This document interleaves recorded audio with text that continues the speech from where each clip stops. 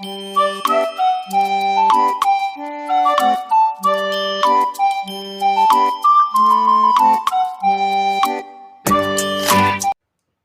मित्रांनो, आज आपण working principle of Pirani gauge बघणार आहोत. तत्पूर्वी म्हणजे working principle of Pirani gauge बघण्यापूर्वी आपण त्याच्याविषयी थोडी बेसिक माहिती घेऊया. तर काय, तर पिरानी गेज म्हणजे काय? तर Pirani gauge is thermal conducting gauge. Pirani gauge is thermal conducting gauge which is used to measure to measure the pressure inside the vacuum chamber. Okay, म्हणजे काय? Pirani gauge is thermal conducting gauge. Pirani gauge is thermal conducting gauge which is used to measure the pressure inside the vacuum chamber. बरोबर आहे. म्हणजे काय? Pirani gauge हा thermal conducting gauge आहे आणि तो व्हॅक्यूम चेंबर मधलं प्रेशर मेजर करण्यासाठी यूज केला जातो. ओके, तर हा जो पिरानी गेज आहे हा फर्स्ट इन्व्हेंटेड कोणी केला? तर जर्मन सायंटिस्ट मार्सेलो पिरानी या जर्मन सायंटिस्टने हा गेज पहिल्यांदा इन्व्हेस्टेड केला. ओके, कधी?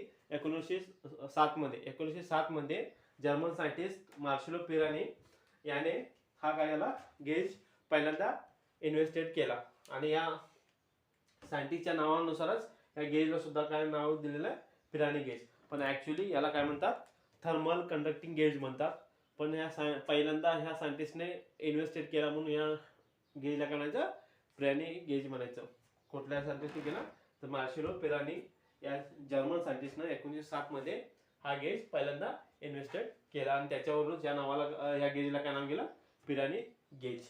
ओके, आणखीन काय याच्याविषयी माहिती? तर हा gauge it is used to measure pressure. It is used to measure pressure in the vacuum chamber. It is used to measure pressure in the vacuum chamber in the range of 10 raised to minus 2 to 10 raised to minus 4 millibar. म्हणजे या range मधलं pressure measure करण्यासाठी काय म्हणतात? याचा use केला जातो. आणखी काय आहे? तर हा it is a secondary gauge. Pirani gauge is secondary gauge. याचा अर्थ काय? आपण पिरानी गेजचा यूज करून आपण डायरेक्ट प्रेशर मेजर करत नाही, आपण इनडायरेक्टली प्रेशर मेजर करतो. आपण जसं मागच्या न्यूटन गेज मध्ये बघितलं, Newton gauge direct pressure measure करतो. बरोबर आहे, त्याला आपण प्रायमरी गेज म्हटलेलं आहे. पण हा डायरेक्ट प्रेशर मेजर करत नाही, हा इनडायरेक्टली प्रेशर मेजर करतो using the another gauge or by plotting the graph or by using by adopting calibration method. काय कॅलिब्रेशन मेथडचा यूज करून काय करतो? हा आपण इनडायरेक्टली प्रेशर मेजर करतो म्हणून याला काय म्हणायचं? सेकंडरी गेज म्हणायचं. ओके, आता आपण याचं काय बघू? बेसिक प्रिन्सिपल बघू. काय बघू? Basic principle. पहिल्यांदा काय बघू? Basic principle.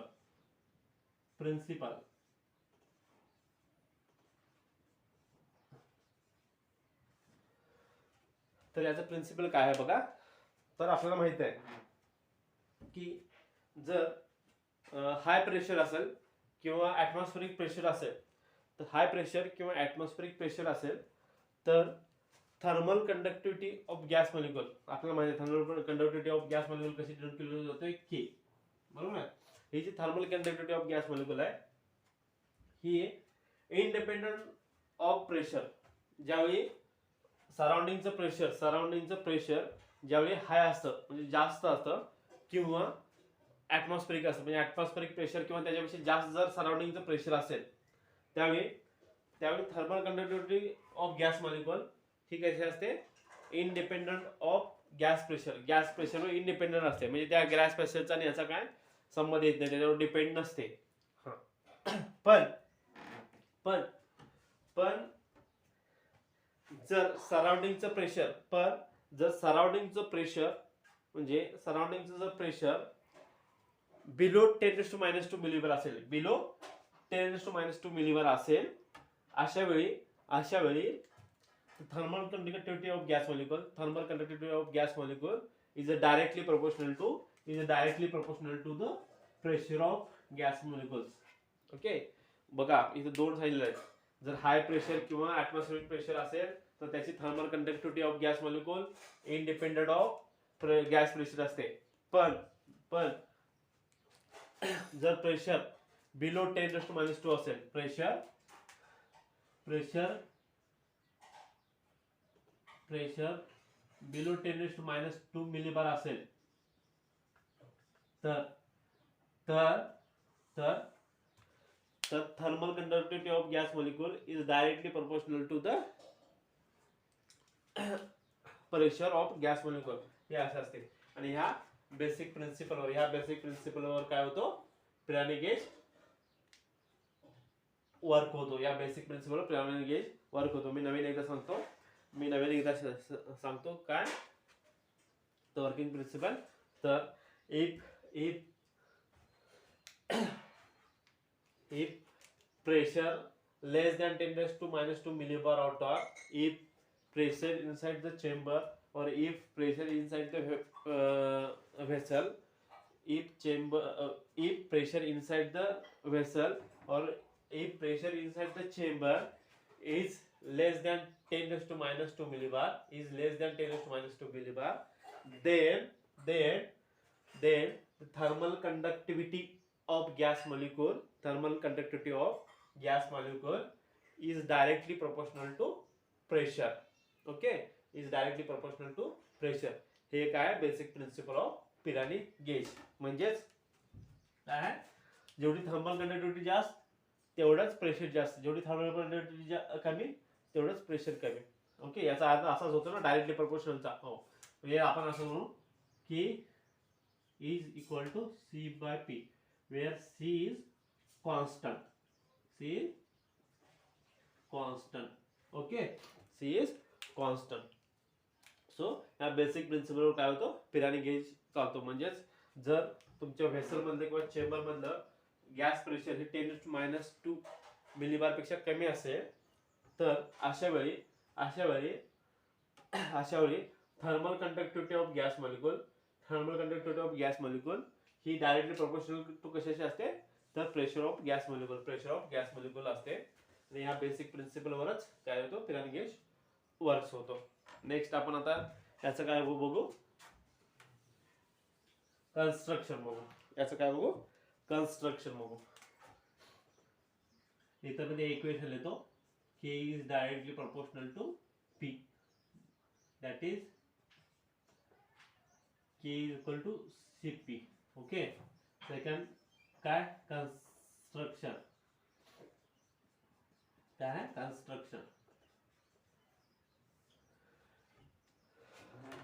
तर आता आपण कन्स्ट्रक्शन बघू. काय, this figure shows the Pirani gauge. This figure shows the basic construction of Pirani gauge.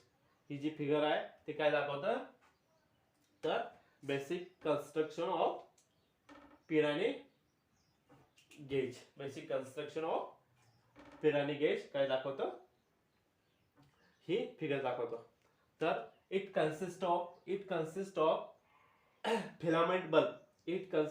Means Pirani gauge consist of filament bulb. हा जो आहे काय आहे, हा फिलामेंट बल्ब आहे. Okay, it consist of filament bulb.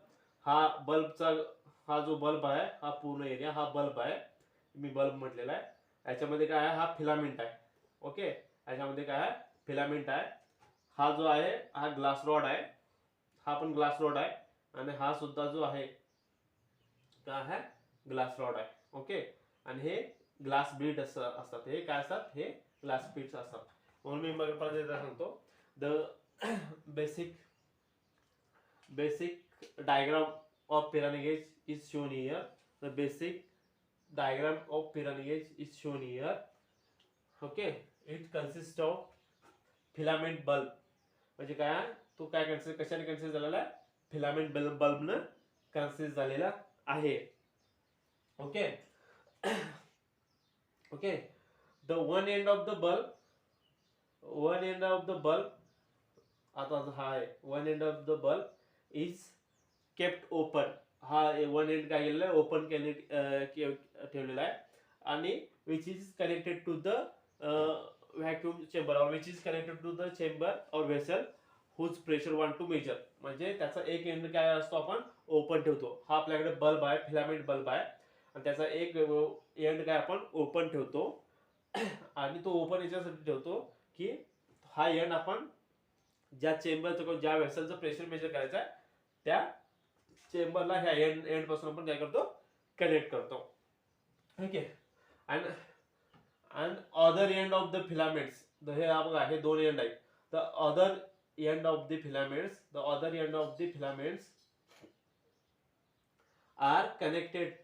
are connected to the one of the arm of the western bridge. म्हणजे ह्या फिलामेंटचे जे इकडचे दोन जे एंड आहेत ते कशाला कनेक्ट केलेले आहेत, तर one of the arm of the western ब्रिजच्या आर्मला कनेक्ट केलेले आहे. हा जो आहे तुमचा काय आहे वेस्टर्न, हा टोटली जो आहे हा वेस्टर्न ब्रिज आहे. आणि वेस्टर्न ब्रिजचा हा एक आर्म आहे. ह्या एक आर्मला आपण काय केलेलं आहे, ह्या बल्बचे किंवा ह्या फिलामेंटचे जे दोन अदर एंड आहेत ते काय केलेले कनेक्ट केलेले आहेत. Okay okay. then the glass rod and glass bead. आता हा जो आहे हा ग्लास रॉड, हा आणि हे जे दोन डॉटेड पॉइंट आहेत रेड कलर मध्ये दिले आहेत याला काय म्हणतो glass bead. The glass rods and glass beads was used to support the filament. हे कशासाठी यूज केलेले आहेत, तर फिलामेंटला सपोर्ट करण्यासाठी ग्लास रॉड आणि ग्लास बीड यूज केले आहेत. The glass rods and glass bead are used or glass beads are used to support the filament. फिलामेंटला सपोर्ट करण्यासाठी आहेत. ठीक आहे. आणि त्यांची and it arranged in such way the filament get tight. म्हणजे त्यांची अरेंजमेंट अशा प्रकारे केलेली आहे. पहिल्यांदा काय म्हटलं, तर ग्लास रॉड आणि ग्लास बीड्स कशासाठी यूज केलेले आहेत, तर फिलामेंटला सपोर्ट करण्यासाठी यूज केलेले आहेत. त्यानंतर काय आहे, त्यांची अरेंजमेंट अशी केलेली आहे की हा फिलामेंट नेहमी टाईट राहायला पाहिजे. कसा राहायला पाहिजे, टाईट राहायला पाहिजे. अशी अरेंजमेंट केलेली आहे. हे झालं बेसिक कन्स्ट्रक्शन. आता मला सांगा की हे फिलामेंट जो यूज करतो त्याच्या काही प्रॉपर्टी आहेत. आपण कुठला पण फिलामेंट यूज करू शकत नाही. त्याच्यासाठी आपल्याला एक बेसिक प्रॉपर्टीज ऑफ फिलामेंट माहित असल्या पाहिजे. सो फिलामेंट प्रॉपर्टीज काय काय असल्या पाहिजे बघायला बघू. फिलामेंट प्रॉपर्टीज, जो आपण फिलामेंट यूज करतो हा कुठलाही फिलामेंट यूज करू शकत नाही. त्यासाठी एक स्पेसिफिक मटेरियल, म्हणजे आपल्या घरी सुद्धा बल्ब असतो, त्या बल्ब मध्ये तुम्ही बघितलं तर फिलामेंट असतो. ओके, तर कुठला पण मटेरियल यूज करून चालणार आहे का, नाही. त्याला एक स्पेसिफिक मटेरियल आवश्यक आहे. तर ते स्पेसिफिक मटेरियल कुठलं, त्याच्या काय प्रॉपर्टीज पाहिजेत ते आपण बघू. पहिला filament properties.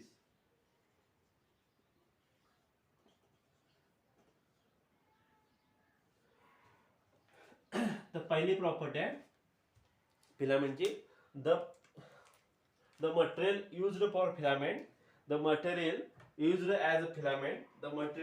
used as a filament have high thermal conductivity of resistance. मी चुकलो. The material used as a filament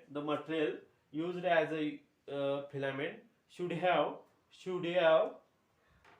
high thermal coefficient of resistance. त्याला काय पाहिजे, हाय थर्मल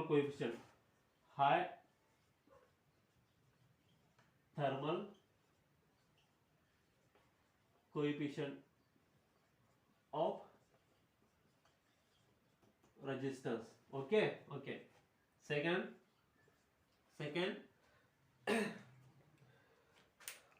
जी हीट लॉस होणार आहे due to the radiation, the heat loss during the radiation or during the current passing through it is as small as possible. म्हणजे ज्यावेळी filament मधून आपण current pass करणार आहे त्यावेळी काय होणार आहे, तर तो फिलामेंट हीट होणार आहे. आणि फिलामेंट हीट झाल्यानंतर त्याच्यामधून जी हीट लॉस होणार आहे ती कशी असली पाहिजे, ॲज स्मॉल ॲज पॉसिबल. काय असली पाहिजे, heat loss as small as possible असली पाहिजे. Okay okay okay. ह्या मेन दोन प्रॉपर्टीज आहेत. ह्या ज्या मेन दोन प्रॉपर्टीज आहेत त्या मटेरियलने पोजेस केल्या पाहिजेत. आणि असं मटेरियल जे ह्या दोन प्रॉपर्टीज पोजेस करतं तेच material as a filament use केलं जातं. तर आपल्या जे पिरानी गेज आहे याच्यामध्ये जे material as a filament use केलं जातं ते एकतर कुठलं असतं, टंगस्टन असतं किंवा प्लॅटिनम असतं. प्लॅटिनम असतं. ओके. हे दोन मटेरियल पैकी असतात. एक तर टंगस्टन असतं आणि प्लॅटिनम. हे material used as a filament. आणि याचे डायमीटर किती असतो या फिलामेंटचा, तर 0. डायमीटर ऑफ फिलामेंट म्हणजे किती स्मॉल आहे जो यूज केलं जातं. हे बघा डायमीटर ऑफ फिलामेंट किती असतो,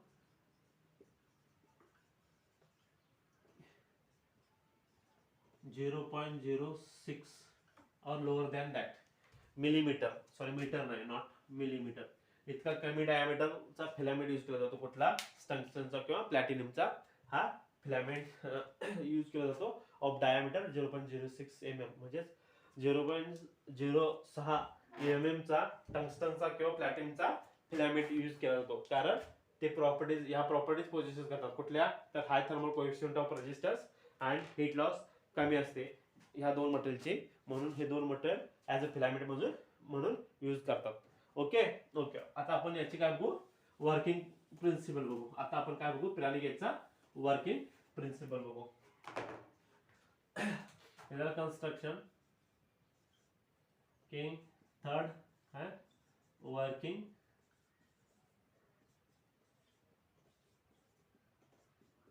प्रिन्सिपल.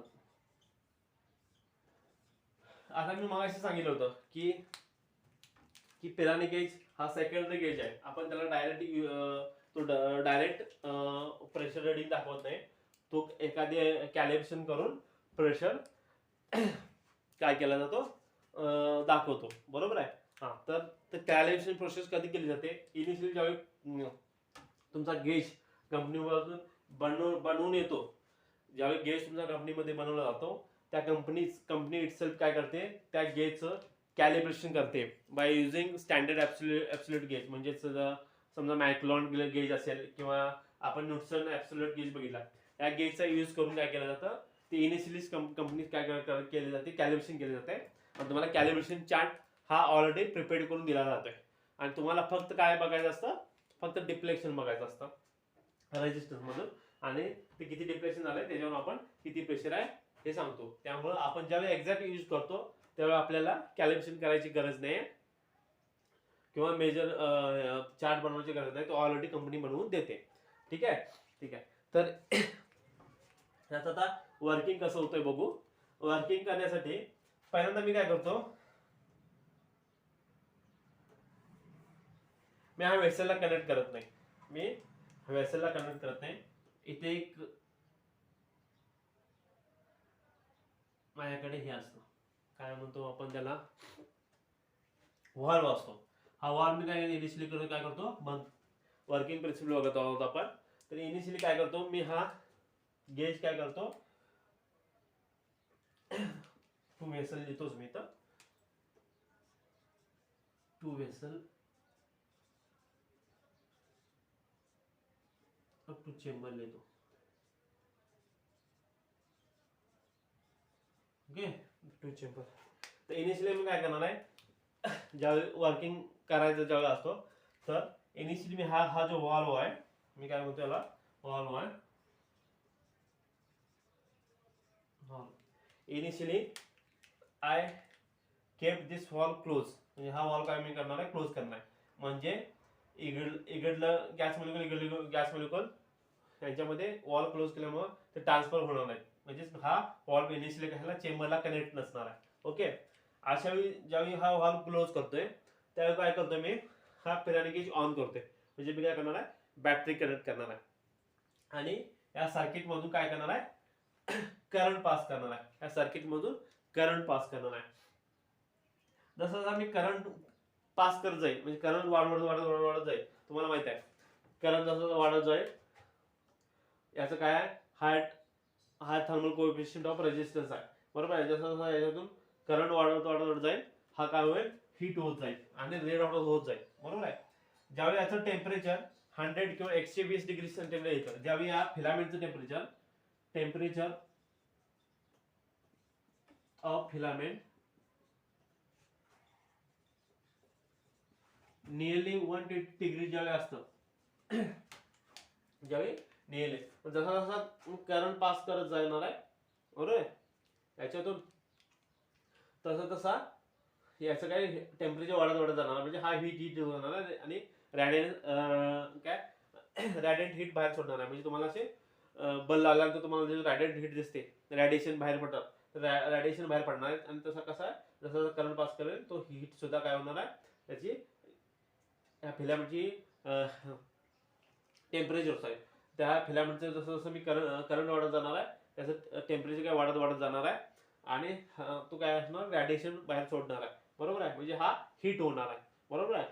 ज्यावेळी याचं टेम्परेचर नियरली 120 डिग्री असते नियरली 120 डिग्री ठेवायचं बरोबर आहे. त्यावेळी काय होणार नियरली 120 डिग्री तर तुम्हाला माहिती आहे हे जरी हा वाल्व क्लोज असला तरी काही गॅस मॉलिक्यूल इथं असणार आहे या गेज मध्ये बरोबर आहे. इथे कुठेतरी असे गॅस मॉलिक्यूल असणार आहेत बरोबर आहे. आणि तुम्हाला माहिती आहे गॅस मॉलिक्युल्स काय होतात रॅन्डमली मूव्ह होतात रॅन्डमली सगळीकडे मूव्ह होतात बरोबर रॅन्डमली सगळीकडे मूव्ह होतात बरोबर आहे. मग ज्यावेळी याचं मी काय होते टेम्परेचर नियरली 120 मी समजा मी 120 डिग्री याचं टेम्परेचर झालं या फिलामेंटचं त्यावेळी काय होणार आहे मी करंट जो पास करायचा आहे तो थांबवणार आहे त्याचं काय 120 फिक्स टेम्परेचर ठेवणार आहे. फिक्स टेम्परेचर ठेवल्यानंतर काय होणार आहे बघा इथं आता गॅस मॉलिक्यूल आहेत ते रॅन्डमली काय होणार आहे मूव्ह होणार आहेत. ज्यावेळी रॅन्डमली मूव्ह होतात त्यावेळी काय होतात समजा हा गॅस मॉलिक्यूल आहे हा माझा गॅस मॉलिक्यूल आहे तो असा रॅन्डमली मूव्ह होता ह्या फिलामेंटवर कोलाइड होतो ह्या काय होतोय ह्या फिलामेंटवर कोलाइड होणार आहे. आता तुम्हाला माहिती आहे ज्यावेळी गॅस मॉलिक्यूल इथं असणार आहे त्याचं टेम्परेचर रूम टेम्परेचर म्हणजे नॉर्मल टेम्परेचर असणार आहे. पण ज्यावेळी फिलामेंटवर कोलाइड होणार आहे तुम्हाला माहिती आहे फिलामेंटचं टेम्परेचर किती आहे 120 डिग्री आहे. तो काय होणार आहे गॅस मॉलिक्यूल काय करणार आहे टेम्परेचर इथलं गेन करणार आहे बरोबर आहे. म्हणजे जेवढा गॅस मॉलिक्यूल कोलाइड झाल्यानंतर टेम्परेचर त्या फिलामेंटमधून गेन करणार ते टेम्परेचर गेन केल्यामुळं त्या फिलामेंटचं तेवढं टेम्परेचर कमी होणार आहे. आता इथं फक्त एक गॅस मॉलिक्यूलचं एक्झाम्पल घेतलेलं आहे बरोबर आहे. एक गॅस मॉलिक्यूल टेम्परेचर ऍब्झॉर्ब केल्यामुळं त्या फिलामेंटचं गॅस टेम्परेचर कमी होणार आहे. पण तुम्हाला माहिती आहे इथं नंबर ऑफ गॅस मॉलिक्यूल्स आहेत ते रॅन्डमली होतात म्हणजे ऍट अ टाइम तुम्हाला कितीतरी गॅस मॉलिक्यूल तिथं तुमच्या फिलामेंटवर कोलाइड होणार आहेत बरोबर कितीतरी गॅस मॉलिक्यूल तुमच्या फिलामेंटवर काय होणार कोलाइड होणार आहेत. त्यामुळं सगळे गॅस मॉलिक्यूल काय करणार त्या फिलामेंट मधलं हीट एनर्जी ऍब्झॉर्ब करणार आहे. त्यामुळे काय होणार आहे फिलामेंटची काय होणार आहे फिलामेंटचा हीट एनर्जी कमी होणार आहे. हीट एनर्जी कमी होण्याचा म्हणजे काय होणार आहे तुमचा करंट फ्लक्च्युएशन होणार आहे. करंट फ्लक्च्युएशन होणार म्हणजे काय होणार आहे तुमचा रेजिस्टन्स. आता इथं गॅल्व्हनोमीटर यूज केलेला आहे इथं गॅल्व्हनोमीटर काय होणार आहे व्हॅरी होणार आहे जो रेजिस्टन्स मेजर करतो काय होणार आहे बघा हीट एनर्जी गेन केल्यामुळे काय होणार आहे तुमचा करंट व्हॅरी होणार आहे बरोबर आहे. हीट एनर्जी गेन केल्यामुळे फिलामेंटची हीट एनर्जी कमी होणार आहे गॅस मॉलिक्यूल ऍब्झॉर्ब केल्यामुळे. गॅस मॉलिक्यूल ज्यावेळी ते हीट एनर्जी ऍब्झॉर्ब करतात फिलामेंटची हीट एनर्जी काय होते कमी होते बरोबर आहे.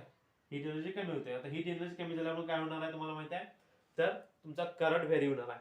तर करंट व्हेरी झाला म्हणजे काय होणार तुमचं इनडायरेक्टली रेजिस्टन्स व्हेरी होणार आहे. तुमचा इनडायरेक्टली काय होणार आहे रेजिस्टन्स व्हेरी होणार आहे. म्हणजे तुम्हाला काय होणार आहे गॅल्व्हनोमीटर मध्ये डिफ्लेक्शन दाखवणार आहे. गॅल्व्हनोमीटर मध्ये डिफ्लेक्शन दाखवणार आहे. तर असं करणार आहे ह्याच्यामध्ये गॅल्व्हनोमीटर मध्ये डिफ्लेक्शन दाखवणार आहे. हे जे डिफ्लेक्शन दाखवतंय ते मी जो वेस्टर्न ब्रिज मध्ये जो व्हेरिएबल रेजिस्टन्स आहे याचा यूज करून या गॅल्व्हनोमीटर मधलं डिफ्लेक्शन आहे मी नल करणार. ह्या गॅल्व्हनोमीटर मधलं डिफ्लेक्शन आहे ते काय करणार नल करणार. ते जे गॅल्व्हनोमीटर मधलं डिफ्लेक्शन आहे हे काय करणार मी नल करणार आहे म्हणजे झिरो करणार आहे. हे झालं initial calibration of Pirani gauge. Initial calibration of Pirani gauge. आता हा तुमचा काय झाला कॅलिब्रेशन झालेला आहे. हा गॅल्व्हनोमीटर मधलं जे डिफ्लेक्शन आहे ते नल झालेला आहे ठीक आहे. त्यानंतर मी काय करणार आहे आता मला चेंबरचं, ज्या चेंबरमध्ये पंप कनेक्ट केलेला आहे आणि त्या व्हॅक्यूम क्रिएट केलेला आहे, तर व्हॅक्यूमचं त्या चेंबरमधल्या चेंबरमधलं मला प्रेशर मेजर करायचं, व्हॅक्यूमचं प्रेशर मेजर करायचं आहे. तर मी काय करणार, ज्या चेंबरचं प्रेशर मेजर करायचं आहे मी तो चेंबर ह्या एंडला कनेक्ट करणार आहे आणि हा वॉल्व ओपन करणार आहे. आता हा वॉल्व ओपन केल्यानंतर काय करणार आहे सांगतो. हा वॉल्व मी आता क्लोज आहे, मी आता काय करतो इथं ओपन करतो. हा वॉल्व ओपन केल्यानंतर काय होणार आहे, एक तर याच्यामध्ये गॅस मॉलिक्युल इथं जर प्रेशर जास्त असेल तर इकडे जाणार आहे आणि इकडे जर प्रेशर जास्त असेल तर इकडे जाणार आहे. तर आपल्याला माहिती आहे इथं काय जास्त गॅस मॉलिक्युल नसणार आहे, खूप कमी असणार आहे. त्यामुळं काय होणार आहे, चेंबर मधले गॅस मॉलिक्युल काय येणार आहेत, इथे येणार आहे. चेंबर मधले गॅस मॉलिक्युल इथे येणार आहे, बरोबर आहे. जेवढे गॅस मॉलिक्युल चेंबर मध्ये जास्त, तेवढे जास्त गॅस मॉलिक्युल इथे येणार आहे. तेवढंच काय होणार आहे, गॅस मॉलिक्युल काय होणार आहे, इथे येणार आहे. असे गॅस मॉलिक्युल असे इथे येणार. जेवढे चेंबर मध्ये गॅस मॉलिक्युल जास्त, तेवढे जास्त गॅस मॉलिक्युल इकडे येणार आहेत, कारण आपण एरिया वाढवलेला आहे. हे ओपन केलं म्हणजे काय होणार आहे, एरिया वाढवलेला आहे, बरोबर आहे. म्हणजे जेवढे चेंबर मध्ये गॅस मॉलिक्युल जास्त, तेवढे ते गॅस मॉलिक्युल्स इथे येणार आहेत, बरोबर आहे. इथे आल्यानंतर ते काय करणार आहेत, अगेन ते रॅन्डमली मूव्ह होणार आहेत. ज्यावेळी रॅन्डमली मूव्ह होतात, अगेन काय होणार आहेत ते इथलं फिलामेंटवर कोलाइड होणार आहेत. परत फिलामेंटवर समजा इथं असे कोलाइड झाले, इथे कोलाइड झाला, समजा इथे कोलाइड झाला, इथे कोलाइड झाला, इथे कोलाइड, असे म्हणजे 100 जर आले असतील तर त्यातले 50 इथं कोलाइड होतील रॅन्डमली फिरत असताना. तर कोलाइड झाल्यानंतर काय करणार आहे, ते काय होणार, गॅस मॉलिक्युल हीट एनर्जी फिलामेंटची गेन करणार आहेत, म्हणजे ऍब्झॉर्व करणार आहेत. तर अगेन हीट एनर्जी ऍब्झॉर्व केली म्हणजे काय, फिलामेंटचे टेम्परेचर कमी झालं. टेम्परेचर कमी झालं म्हणजे करंट व्हेरिएशन होणार आहे. करंट व्हेरिएशन म्हणजे तुम्हाला गॅल्व्हनोमीटर मध्ये डिफ्लेक्शन दाखवणार, आणि हे गॅल्व्हनोमीटर मध्ये डिफ्लेक्शन जे थीटा दाखवणार आहे, हे डायरेक्टली प्रपोर्शनल कसं असणार आहे, pressure inside the vacuum chamber. कारण जेवढे तुमचे व्हॅक्यूम चेंबर मध्ये गॅस मॉलिक्युल जास्त, म्हणजेच तेवढे तुमचे इथं सुद्धा गॅस मॉलिक्युल जास्त येणार आहेत. इथं जर गॅस मॉलिक्युल जास्त आले तर probability of colliding the gas molecule on the filament जास्त, म्हणजे गॅस मॉलिक्युल फिलामेंटवर कोलाइड होण्याची जी प्रोबॅबिलिटी आहे ती जास्त होते. ती जर जास्त वाढली तर ऑटोमॅटिक जास्त गॅस मॉलिक्युल जर ह्या फिलामेंटवर कोलाइड झाले तर ऑटोमॅटिक काय होणार, जास्त हीट एनर्जी ऑब्झर्व केली जाणार आहे गॅस मॉलिक्युल म्हणून. त्यामुळे काय होणार आहे, तुम्हाला जास्त करंट व्हेरिएशन बघायला मिळणार आहे, म्हणजे तुम्हाला जास्त गॅल्व्हनोमीटर मध्ये डिफ्लेक्शन बघायला भेटणार आहे, बरोबर आहे. म्हणजेच जेवढं जास्त प्रेशर तेवढं जास्त डिफ्लेक्शन इन गॅल्व्हनोमीटर. समजा काय वेळानंतर आपण पंप चालू केलेला आहे, पंप चालू केल्यामुळे काय होणार आहे, त्यातली गॅस डेन्सिटी कमी होणार, म्हणजे गॅस मॉलिक्युल कमी होणार. त्यावेळी काय असणार आहे, इथं सुद्धा जे गॅस मॉलिक्युल येणार आहेत ते खूप कमी येणार आहेत. आणि जर खूप कमी गॅस मॉलिक्युल येते आले तर त्यांची प्रोबॅबिलिटी कोलाइड होण्याची फिलामेंटवर ही सुद्धा कमी असणार आहे. त्यामुळे कमी जर गॅस मॉलिक्युल याच्यावर आढळले तर कमी तुम्हाला काय होणार आहे, हीट एनर्जी लॉस होणार आहे. त्यामुळे कमी करंट व्हेरिएशन दिसणार आहे, त्यामुळे कमी डिफ्लेक्शन गॅल्व्हनोमीटर दिसणार आहे. त्यामुळे इथं सुद्धा डिफ्लेक्शन कमी दिसणार आहे. म्हणजेच हे जे डिफ्लेक्शन इन गॅल्व्हनोमीटर आहे ते डायरेक्टली प्रपोर्शनल टू प्रेशर, असते. आणि यानुसार आपण याचं काय करू शकतो, चेंबरचं प्रेशर मेजरू शकतो. मग समजा तर आपल्याला माहित आहे 1 टाइमाचं थीटा डिफ्लेक्शन आपल्याला भेटलं आहे. आता आपण प्रत्येक 1-2 मिनिटाला किंवा प्रत्येक सेकंदाला आपण जर थीटा डिफ्लेक्शन मेजर करत गेलो तर प्रत्येक सेकंदाला आपल्याला प्रेशर मिळणार आहे. आणि जर आपण pressure versus the theta graph plot केला तर आपल्याला एक असा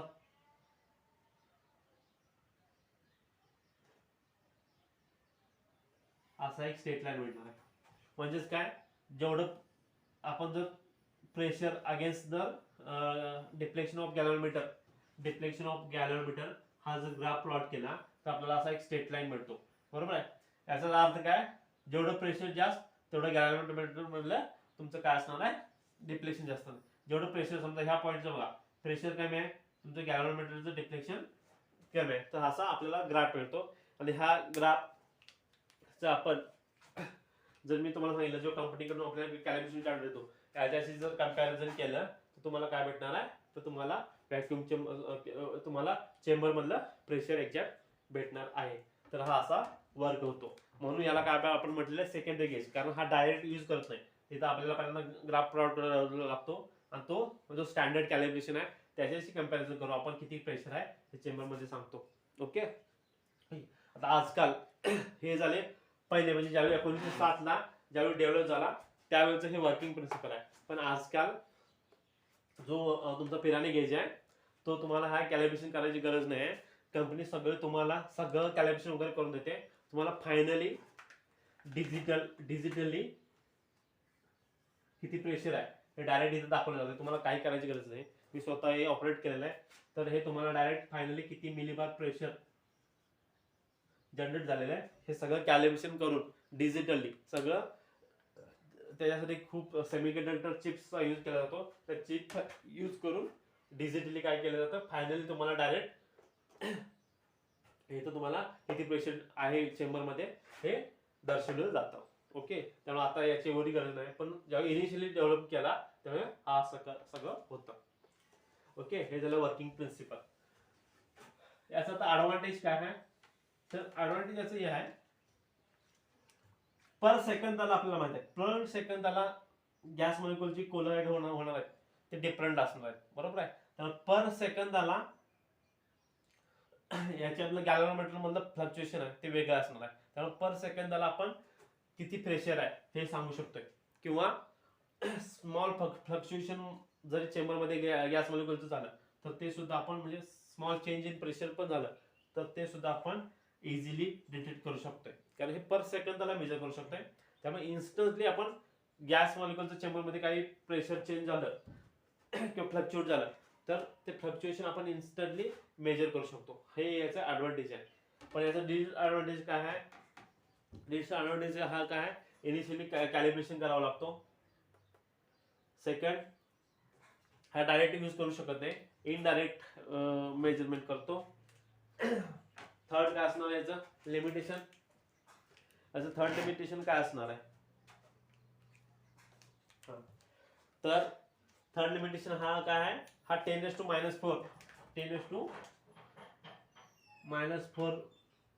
मिलीबार पेक्षा कमी असेल प्रेशर तर तो, याच्यापेक्षा जर कमी प्रेशर असेल तर तो मेजर करू शकत नाही. थर्ड लिमिटेशन झालं. आणि लास्ट काय असणार आहे, तर हा जो फिलामेंट आहे जर चुकून इथं ऑर्गॅनिक, आता इथं गॅस मॉलिक्युल आहे, जर ऑर्गॅनिक वेपर्स आले तर हा फिलामेंट ब्रेक होण्याची चान्सेस आहेत. म्हणजे ऑर्गॅनिक वेपरसाठी हा फिलामेंट सुटेबल नाही आहे. हे त्याचे डिसएडव्हान्टेज झाले. काय काय डिसएडव्हान्टेज, तर हा डायरेक्ट नाही इनडायरेक्ट गेज आहे, त्याला कॅलिब्रेशनची गरज असते. हे पहिलं डिसएडव्हान्टेज.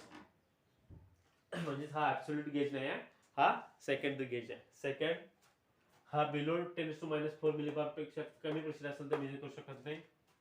थर्ड, जर ऑर्गॅनिक वेपर असेल तर फिलामेंट ब्रेक होण्याचे चान्सेस जास्त आहेत, म्हणजे it is not suitable for the organic vapours. आणि आणखीन काय असणार आहे, शेवटचं मी काय सांगितलं होतं तुम्हाला,